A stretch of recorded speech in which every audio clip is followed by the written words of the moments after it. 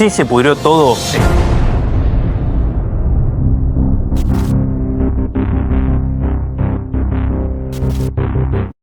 La invasión de Rusia a Ucrania comenzó el 24 de febrero del 2022. Pero la acción inmediata no sucedió de un día para el otro, sino que comenzó muchos años antes. El conflicto data de hace tiempo. En noviembre de 2013, el gobierno de Yanukovych, un presidente ucraniano prorruso, corría peligro. Había rechazado un acuerdo de asociación con la Unión Europea y los ucranianos salieron a protestar en manera masiva. Fue en ese momento en el cual se dio el famoso y reconocido Euromaidán.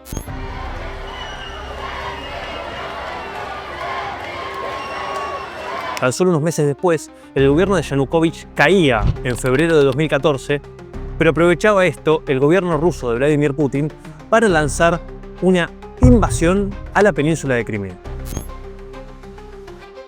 Fue en el medio de la crisis política en Ucrania que las tropas rusas empezaron de manera encubierta en un principio y luego, tan solo unas semanas después, ya de manera oficializada, a tomar control de la península de Crimea y de todas las instalaciones estratégicas y militares de la península, ubicada en el Mar Negro. Fue de esta forma que el 16 de marzo del año 2014, tan solo unas semanas después del comienzo de la invasión encubierta en un principio y luego oficial por parte de Rusia, terminó en un referéndum que llevaron a cabo las autoridades rusas en la población de Crimea, que sorpresivamente para nadie terminó dando un 96% de la población en favor de anexar la península al territorio de Rusia. Fue de esa manera que Rusia reconoció a Crimea como parte integral de su territorio en sus mapas oficiales, pero que luego las autoridades ucranianas y toda la comunidad internacional no reconoció de esta manera hasta el día de hoy. En ese entonces Rusia usó un argumento muy claro. La población de Crimea quiere ser parte de Rusia y la población de Crimea tiene origen ruso, tiene lazos culturales con Rusia y nosotros, como Rusia, debemos protegerla. Esa era la línea argumental por parte del lado ruso para llevar a cabo esta acción que luego desencadenaría otra serie de conflictos en otra región de Ucrania. Estoy hablando de la región oriental de los dos oblast que son como provincias, de Donetsk y Lugansk. Fue allí donde grupos separatistas prorrusos salieron en favor de una supuesta independencia del territorio ucraniano y de la proclamación de repúblicas independientes, Donetsk y Lugansk. Rusia desde un principio acompañó, ayudó, apoyó a estos grupos separatistas prorrusos. Estamos hablando de comienzos del año 2014. Bueno, fue entonces cuando Ucrania llevó a sus tropas a combatir en estos territorios y comenzó una extensa guerra civil que tuvo dos momentos en los cuales se intentó frenar por parte de ambos, ucranianos y rusos. Fueron estos los acuerdos de Minsk I y Minsk II. Los acuerdos de Minsk I datan de septiembre del año 2014, ya unos meses luego de comenzado los combates civiles en estas regiones, y fue allí donde se acordó, entre muchas comillas, un alto al fuego y distintas medidas que, con mediación internacional, entre muchísimas comillas, venían a traer la paz a esta región. Y es por esto que, debido al error o al fallo de los acuerdos de Minsk I por no ser cumplidos ni por Ucrania ni por Rusia, o por los grupos separatistas rusos, que se tuvo que llevar a cabo Minsk II. Minsk II se llevó a cabo a comienzos del 2015 y traía otra serie de condiciones. Un alto al fuego un poco más robusto, la retirada de todo tipo de armamento pesado, me refiero a blindados y a otro tipo de material bélico. También traía como condición elecciones para los pobladores locales para que decidan su futuro. Estas elecciones obviamente fueron puestas en dudas. Y por último también proponía reformas constitucionales en Ucrania para traer un poco de garantías a la cultura de los rusos o de los originarios rusos que aún vivían en Ucrania. Recordemos que Ucrania fue parte de la Unión Soviética hasta 1991, cuando cae la Unión Soviética. En resumen, estos dos acuerdos de Minsk, que tenían como objetivo poner fin al conflicto que se generó en Donetsk y en Lugansk, que son dos oblasts dentro de Ucrania, fueron un fracaso. Fueron un fracaso por distintos motivos, dentro de los cuales el principal fue la desconfianza mutua que tuvieron constantemente Rusia y Ucrania. Tanto el lado ruso como el lado occidental, porque Ucrania llevaba como mediadores a algunos países europeos, nunca lograron entablar o reencauzar la relación. Y fue por eso que durante mucho tiempo continuaron pequeñas escaramuzas y conflictos en estas dos regiones, hasta que en el año 2021 Rusia empezó a acumular tropas militares en la frontera con Ucrania.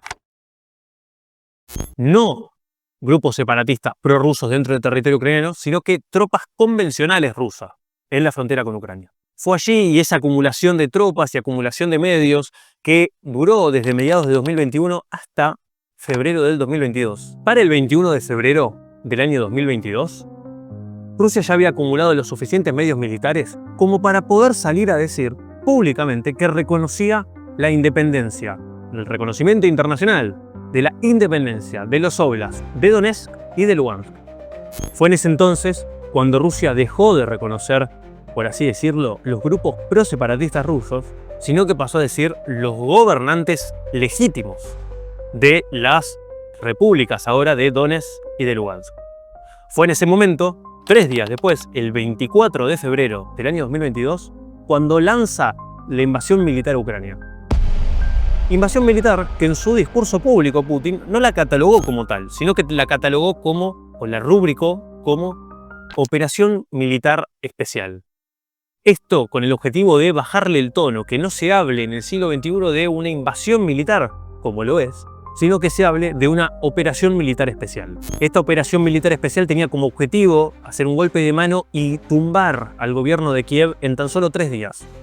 Las tropas rusas llegaron hasta las inmediaciones de Ucrania, llegaron hasta las inmediaciones de Kiev, la capital de Ucrania, pero fallaron. No pudieron hacer, en estos intentos de guerra relámpago, poder tumbar el gobierno de Zelensky. Tuvieron que replegarse y tuvieron que lanzar lo que se conoce hasta hoy en día y lo que continuó desde esos primeros días de la invasión, desde el 24 de febrero del año 2022 hasta hoy en día, que es una guerra que está caracterizada por la alta intensidad y por la larga duración. Un tipo de conflictos en el cual hace tiempo no se veía en el mundo. El mundo había pasado a un tipo de conflicto más orientado a las operaciones contra la guerrilla, contra los grupos terroristas, y ahora volvemos en un mundo, en el medio del siglo XXI, a tener conflictos de alta intensidad y de larga duración, que se extienden en el tiempo, que tienen una alta intensidad de fuego, mucho volumen de tropas, de piezas de artillería, de blindados, de operaciones aéreas.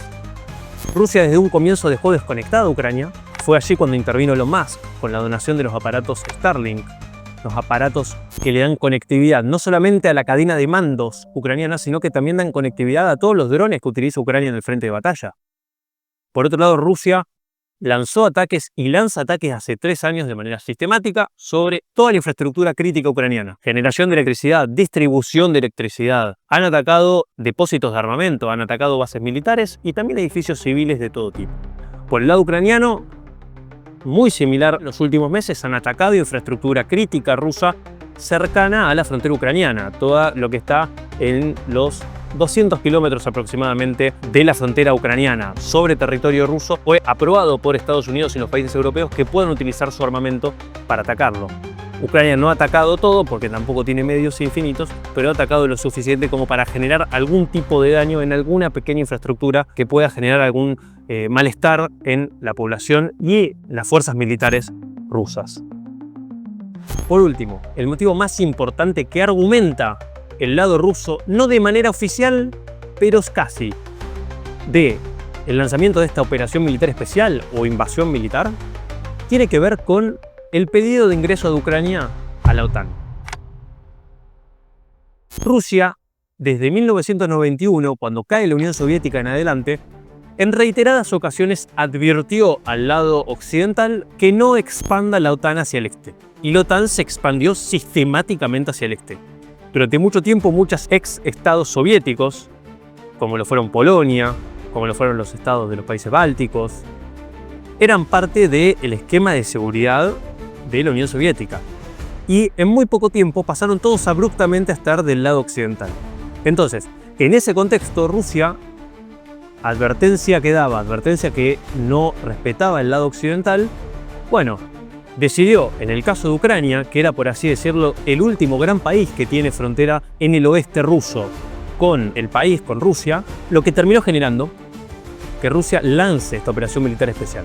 terminó generando un efecto contraproducente en el sentido de que Suecia y Finlandia, gracias a la invasión en Ucrania, aceleraron el proceso de ingreso a la OTAN.